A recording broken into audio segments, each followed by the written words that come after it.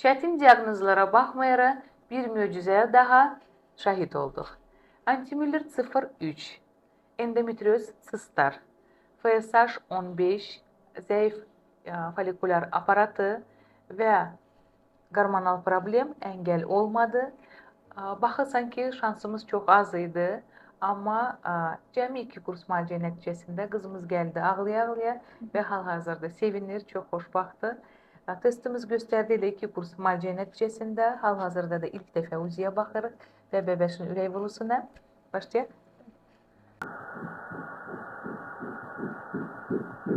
Ürək vurusu pozitiv, hər şey yaxşıdır, inkişafımız gedir. Sizi təbrik edirəm. Çox sağ olun, doktor. İnşallah axıra kimi sevinək. Bəbəşqamız yaxşıdır, sular normal. Baxaq bizim kistalarımız hardadır. Hələ ki indi görünür, birazdan uşaq böyüyəndə görünməzlər. Burada 3-4 dənə kista var indi. 1, 2, 3. Endometrioz kista. Bəli, endometrioz əsas kista yəqin ki bilirsiniz ki, həmlə qalmaq çox çətindir.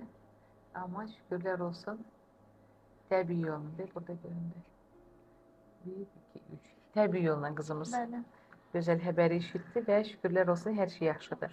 Mən daha əvvəl də doktor süni mayalama mərkəzində olmuşdum. Mənə demişdilər ki, məndə vəziyyət çox ağır olduğu üçün ehtimal çox azdır. Süni mayalama olsa belə tutma ehtimalı çox azdır. Mən oradan çıxandan sonra klinika həyətində çox ağlamışdım.